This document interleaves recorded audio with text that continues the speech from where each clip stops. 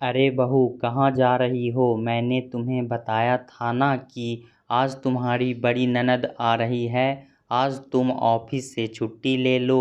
Mummy जी, आज बहुत ज़रूरी काम है, छुट्टी नहीं मिल सकती। पीछे से शकुंतला जी आवाज़ देते हुए अपनी बहू से कहा। कृतिका बहू, कोशिश करना आज ऑफिस से जल्दी घर आ जाओ। दामाद जी ज़रूरी मीटिंग के चलते यहाँ आए हुए हैं। स्कूल की छुट्टी भी थी तो अंजलि और दोनों बच्चे भी साथ में आने वाले हैं। दोपहर तक वे लोग आ जाएंगे और दामाद जी रात के खाने पर आएंगे। तुम नाश्ता और खाने की तैयारी कर लेना। छोला पूरी, मेथी मलाई, मटर कोफ्ते, मिसी रोटी, गाजर का हलवा और बच्चों के लिए आलू टिक्की, पापड़ी चाट बना लेना। मैं छोले गला, मटर छील कर आटा भी लगा दूंगी। तुम बस समय से आ जाना। शकुंतला जी ने मेथी साफ करते हुए बोला। कृतिका उनके सामने चाय का कप रखते हुए बोली, मम्मी जी, आज तो मेरी अर्जेंट मीटिंग है। उसके बाद प्रेजेंटेशन भी सबमिट करना है। थोड़ा समय लग जाएगा, लेकिन शाम तक आ जाऊंगी। और अगर मैं कहूँ हम इन सब से हटकर कुछ अलग करें तो कैसा रहेगा? बच्चे और दीदी दोनों बहुत खुश हो जाएंगे। बहू, खाना नहीं बनाएंगे फिर क्या बाजार से खाना मंगवाना है? दामाद जी कहीं नाराज हो गए तो? ना बेटा, तुम तो परंपरागत खाना ही बना लो। मम्मी जी, आप थोड़ा भरोसा रखिए, मैं सब संभाल लूँगी। बस आप कुछ भी मत करना। बोल अपना लैपटॉप, बैग और गाड़ी की चाबी उठा ऑफिस निकल गई। शाम से पहले अंजलि और बच्चे रितु मिंटू घर पहुंच गए। शकुंतला जी ने चाय, मठरी और चॉकलेट मिल्क शेक तैयार कर रखा था। चाय पीते पीते अंजलि बोली, माँ, ये सब क्या है? जब आपको और भाभी को पता था कि मैं आ रही हूँ, फिर वो यहाँ क्यों नहीं है? मजाल है मेरी एक भी ननद घर आ रही हो और मैं घर से बाहर कदम रख दूँ। मेरी सास सारा घर सर पर उठा लेती है, चाहे कितनी मजबूरी क्यों ना हो। और एक आप हैं जो बहू आने के बाद भी चाय बना रही हैं, तो क्या ही मतलब है बहू का? अंजलि बेटा, उसकी ज़रूरी मीटिंग थी, अभी फ़ोन आया था, बस निकल ही गई है, रास्ते में है, आ रही है। तुझे कुछ और खाने का मन है तो मुझे बता, टेंशन क्यों लेती है? मैं हूँ ना। शकुंतला जी बड़े प्यार से अपनी बेटी से बोली, माँ, आप बड़ी भोली हो, आपको समझ में क्यों नहीं आता? कृतिका ऑफिस के नाम पर घर के कामों से काम चोरी कर रही है। अभी ये हाल है, आगे देखना किसी मेहमान को घर में नहीं घुसने देगी, क्योंकि घर में मेहमान आने से काम जो बढ़ जाता है। और ये ऑफिस जाने वाली औरतें हैं, कुछ करना नहीं चाहती, इन्हें अपनी पार्टियों से ही फुर्सत नहीं होती, तो ये रिश्ते नाते क्या निभाएंगी?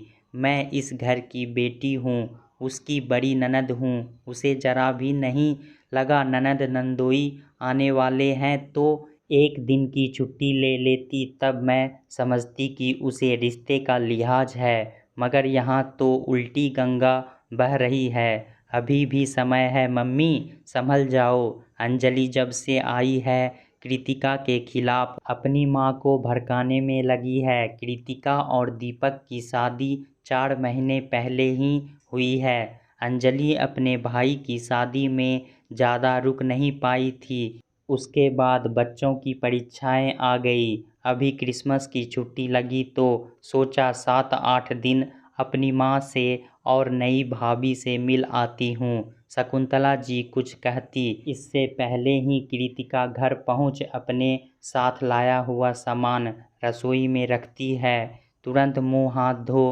कपड़े बदलकर रसोई संभालती है और फटाफट बच्चों के लिए पिज्ज़ा और कपकेक ट्रे में लगाकर ले आती है, जिसको देख दोनों बच्चे उछल पड़े और बिना देर किए पिज़्ज़ा पर टूट पड़े।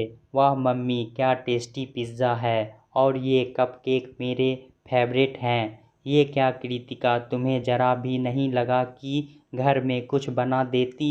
वैसे भी मैं बच्चों को बाहर का नहीं खिलाती, उनकी सेहत के लिए अच्छा नहीं होता। अंजलि दीदी, मैं सिर्फ बेस लेकर आई थी और अभी माइक्रोवेव में फ्रेश वेजिटेबल के साथ तैयार किया है। और कपकेक बैटर मैं सुबह ही बना गई थी, सब होममेड है। आप बिल्कुल चिंता मत कीजिए, सभी कुछ हाइजीन है। 2 घंटे बाद अंजलि फिर रसोई में आई तो देखा कृतिका अप्पे के सांचे में घोल भर रही थी। उसने कटोरियों में देखा नारियल और टमाटर की चटनी और सांभर तैयार देखा।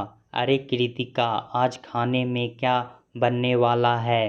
दीदी, मसाला डोसा, अप्पे और फ्राइड इडली है। तुम्हें एक बार पूछना तो चाहिए था, विवेक को डिनर में खाना चाहिए होता है। कुछ अच्छा बनाने में तकलीफ थी तो रोटी सब्जी दाल चावल ही बना देती, मगर तुमने तो नाश्ता बनाकर रख दिया। लगता है तुम्हें तुम्हारे ननद नंदोई अभी से भारी लगने लगे। माँ के जाने के बाद तो इस घर में आने की मुझे सोचना ही नहीं चाहिए। गुस्से से बोलती हुई अपनी माँ के कमरे में चली गई और शिकायतें करने लगी। उनकी बात सुनकर शकुंतला जी भी गुस्से से रसोई में आकर बोली, देखा, मैंने तुमसे कहा था ना, अपना दिमाग मत चलाओ। मगर नहीं, तुम्हें तो कुछ अलग करना था। छोले पूरी बन जाते तो दामाद जी भी खुश हो जाते, मगर नहीं, यहाँ तो तुमने मेरी बेटी को भी नाराज कर दिया।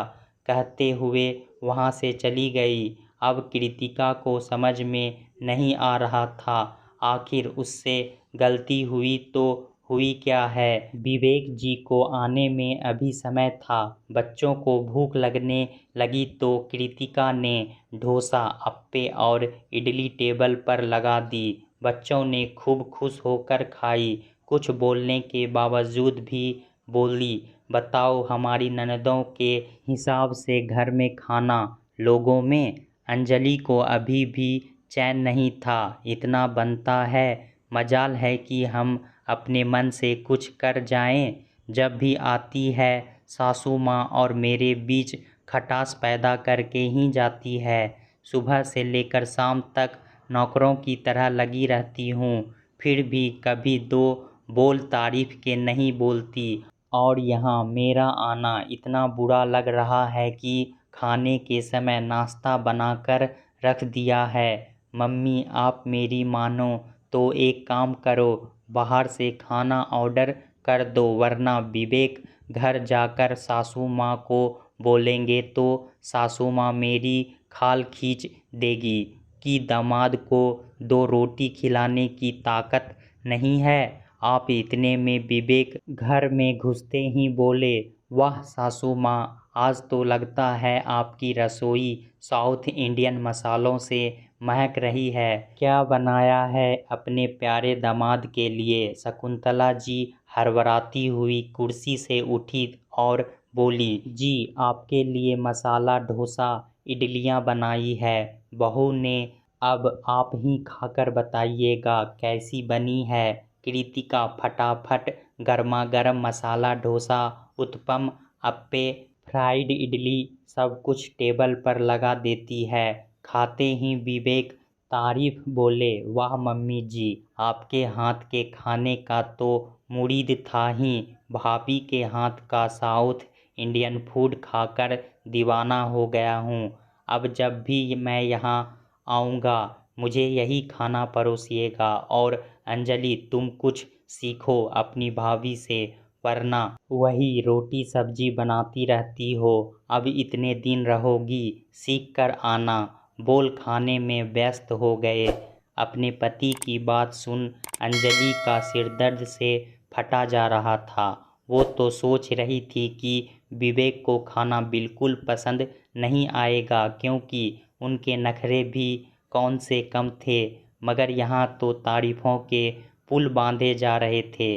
अब उसे लग रहा था कि कृतिका के सामने उसकी बात भी झूठी पड़ गई और साथ में अब उसी से खाना बनवाना भी सीखना। विवेक के वापस लौट जाने के बाद कृतिका बोली, दीदी चलिए चलकर खाना खाते हैं। मैं आपके लिए स्पेशल करारा डोसा बनाकर लाती हूँ। मेरी तबीयत ठीक नहीं है, मुझे नहीं खाना ये खाना, तुम ही खाओ। गुस्से से बोल वहाँ से चली गई। तब सास शकुंतला जी बात संभालते हुए बोले, कृतिका तू इसकी बात का बुरा मत मानना। इसकी 3 ननद हैं, इसके किसी काम से खुश नहीं होती। दिन रात लट्टू की तरह नाचती है। इसके मुंह पर बस बुराइयां भर भर कर करके जाती है। यहाँ तक कि सास बहू में इतनी तू मैं होती है कि सास महीने भर से बात नहीं करती। मुझे लगता है खुद ननद बनकर सारे बदले तुझसे लेना चाहती है। मैं अपनी तरफ से उसे समझाने की कोशिश करूँगी, मगर बेटा आज मेरे कहने पर उससे माफ़ी मांग ले। जानती हूँ गलत है, फिर भी मेरे कहने पर। मम्मी जी आप चिंता मत कीजिए, मैं सब संभाल लूँगी, आश्वासन देती है। खाने की प्लेट लगा कृतिका अंजलि के कमरे आई और बोली, दीदी मैं आपसे छोटी हूँ, इस बार आप मुझे माफ़ कर दीजिए। और ये देखिए और डोसा कैसा बना है, जरा खाकर तो बताइए। अंजलि अभी भी राई का पहाड़ बना कर बैठी थी। उसे सही गलत समझ में नहीं आ रहा था। तब कृतिका बोली, दीदी माना आपकी ननद आपको बहुत परेशान करती है, मगर आप कम से कम अपने आप रिश्तों में सुधार तो कर सकती हैं। तारीफ ना सही, बुराई ना करके, और फिर आपको क्या मिलेगा मेरे और मम्मी जी के बीच के संबंध बिगाड़ कर। अंजलि दीदी इतनी छोटी सी जिंदगी है, उसमें भी हम एक दूसरे से रूठ कर शिकायतें कर बिता देते हैं। अगर थोड़ा सा बदलाव किया जाए तो इसी जीवन में इतनी मधुरता और प्यार हम पा सकते हैं। और फिर एक दूसरे की भावनाओं का सम्मान करके तो दुगना सम्मान मिलता है। इस बार मुझसे गलती हुई, जो मैंने आपकी तरफ से अच्छा करने की सोचा। आगे से जो भी आप और मम्मी जी कहेंगी मैं वही करूँगी, कभी भी अपना दिमाग नहीं लगाऊंगी। बोलते हुए कमरे से जाने लगी। रुको कृतिका, पता नहीं क्यों अहंकार में मैं तुम्हारी खूबियाँ देख नहीं पा रही थी। तुम मुझसे उम्र में छोटी हो, मगर समझदारी में बहुत बड़ी। तुम्हें बिगड़ी बात बनाना बहुत अच्छे से आता है, इतना तो मैं समझ ही गई हूँ। तुम सच में तारीफ के काबिल हो। तुमने तो अपनी तरफ से बेस्ट करने का ही सोचा।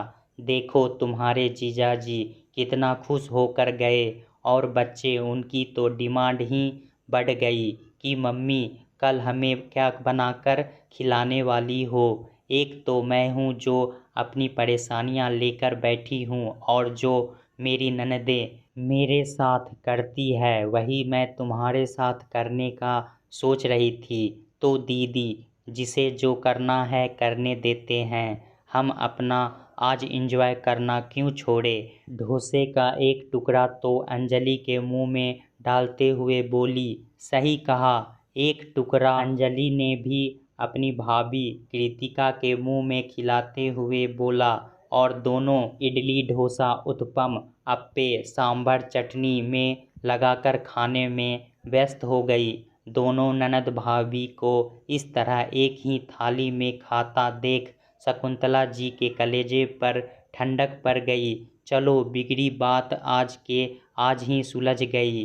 दोस्तों कई बार हम वह चीज़ दोहराना चाहते हैं जो हम पर बीती है। ननद भाभी का रिश्ता बहुत ही अनोखा होता है, पर देखा जाए तो आज के समय में इस रिश्ते में बहुत ही खटास आ गई है। ना ननद भाभी को देखना पसंद करती है और ना ही भाभी ननद को पसंद करती है। अगर हम किसी को प्यार और सम्मान देंगे तो बदले में वह व्यक्ति भी हमें प्यार और सम्मान ही देता है। अपने ही घर में अपनी भाभी को सबकी नज़रों से गिराने की कोशिश करना यह बहुत ही घृणित कार्य है। ऐसा कर हम अपने ही घर में आग लगा देते हैं। हमें रिश्तों के प्रति अपने नज़रिए को बदलने की ज़रूरत है, क्योंकि हर व्यक्ति एक जैसा नहीं होता। आप जिस व्यक्ति को जैसा समझेंगे वह व्यक्ति आपको वैसा ही लगेगा।